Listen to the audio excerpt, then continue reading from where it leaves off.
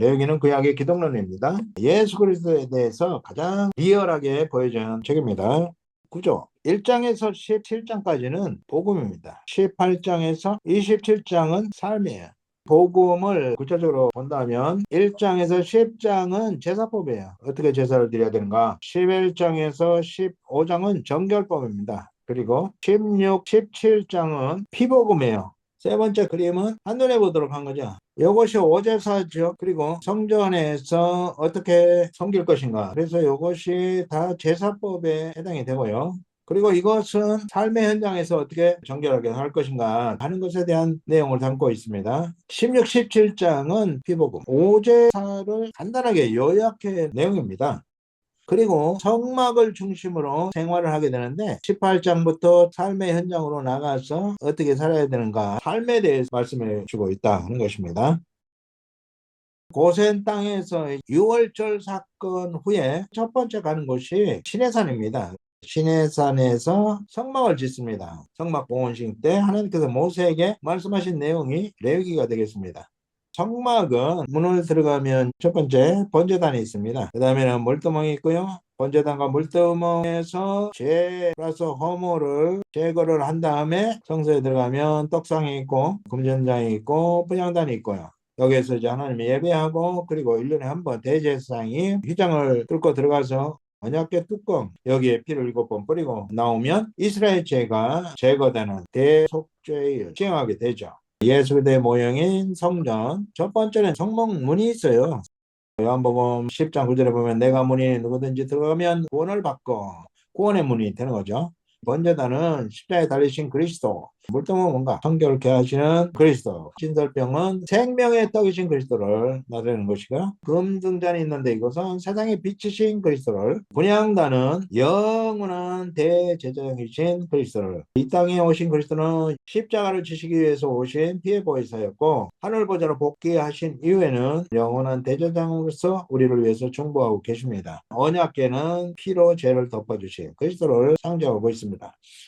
첫 번째 오제사, 첫 번째 제사는 번제입니다. 번제는 가죽만 남기고 다 드려요. 제물이 있다 그러면 뿔과 뿔 사이에 안수를 하고, 안수는 제전과 예식, 자기의 죄를 다 제물에 넘겨주는 거예요. 제물과 나는 연합이 되는 거예요. 하나가 돼가지고 제물이 죽음을 당하지만 동시에 내가 죽은 것이 되는 것입니다. 창세기 3장 21절 가죽옷으로 수치를 덮어주신 사건이 있는데요. 가죽옷은 예수 그리스도께서 피 묻은 의의 옷으로 우리의 허물과 죄를 덮어주실 것을 예표한 사건입니다.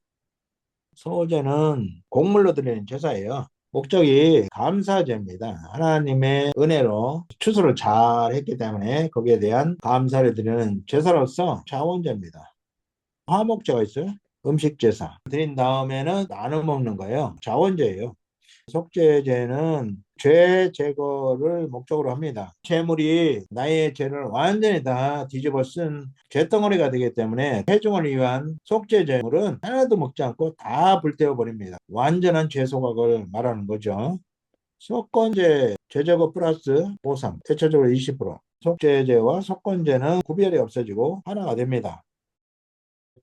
6장과 7장 번제단에서 제사를 드릴 때의 제사법, 어떻게 제사를 드릴 것인가, 하나님께서 지시한 대로 해야 됩니다. 목적에 따라서 번제가 있고 소제, 화목제, 속죄제, 속건제, 제물에 따라서 번제는 짐승으로 드리고요, 소제 곡물로 드리죠. 그리고 전제는 포도주로 드립니다. 드리는 방법에 따라서 화제가 있고요, 불태워서 제거하는 거죠. 거제는 높이 들어 올리는 것이고, 요제가 있어요. 이것은 흔드는 제사고, 전제는 포도주를 부어서 드리는 제사. 이렇게 드려야 된다라고 하나님께서 말씀하신 내용이 6장과 7장이 되겠습니다.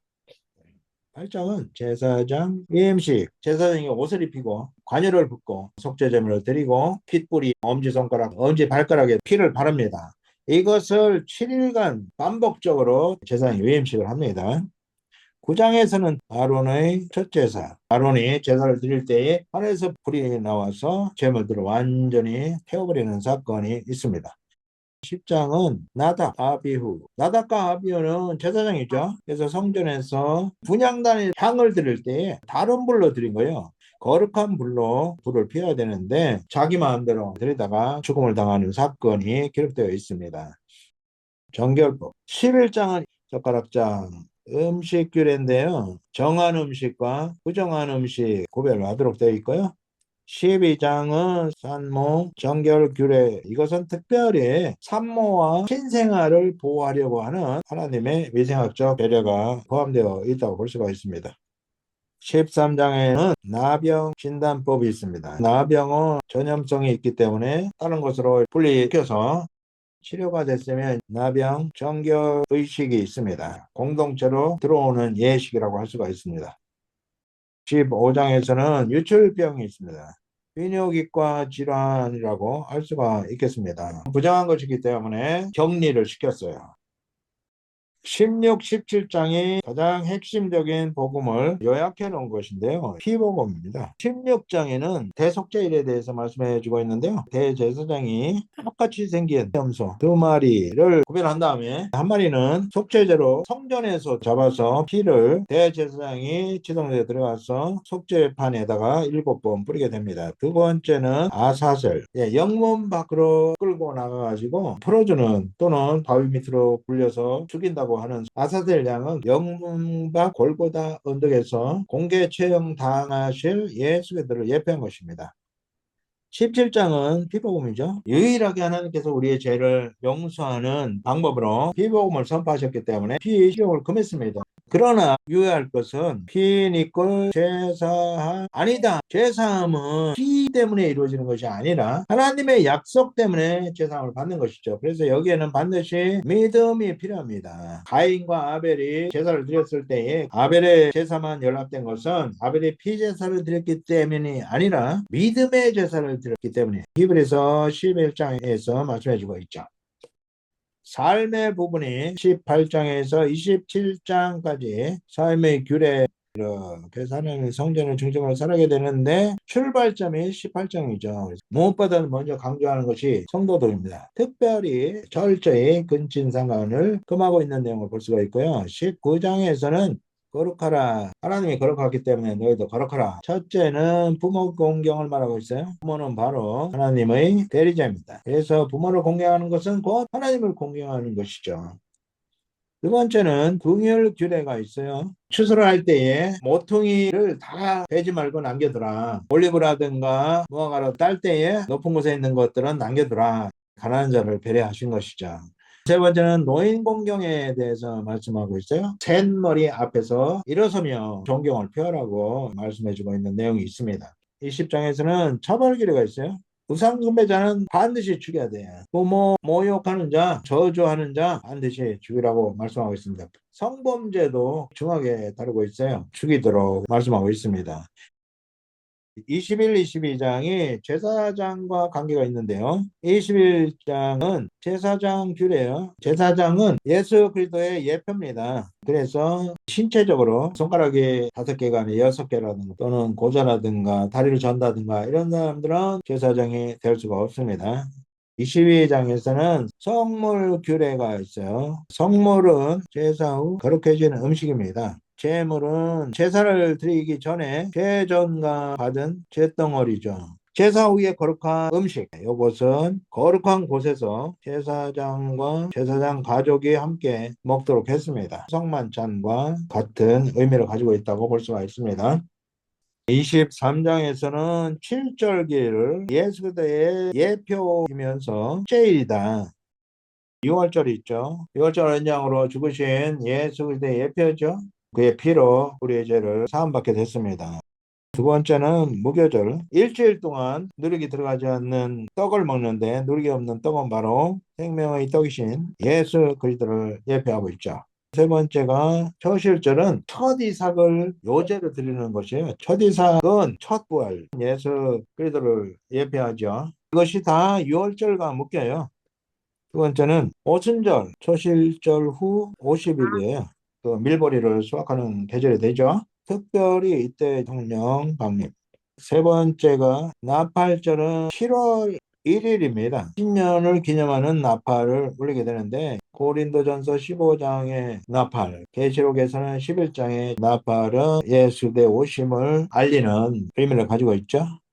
두 번째는 대속죄일 7월 10일에 속죄양이 되신 예수 그리스도를 예표하죠. 그리고 초막절이 있습니다. 40년 동안 이스라엘 백성을 인도해 주신 은혜에 감사하면서 수장절은 추수를 곳간에 드리는 거죠. 영적으로는 우리가 알곡으로 불리게 돼서 하나님 나라에 입성하는 것을 예표한다고 할 수 있습니다.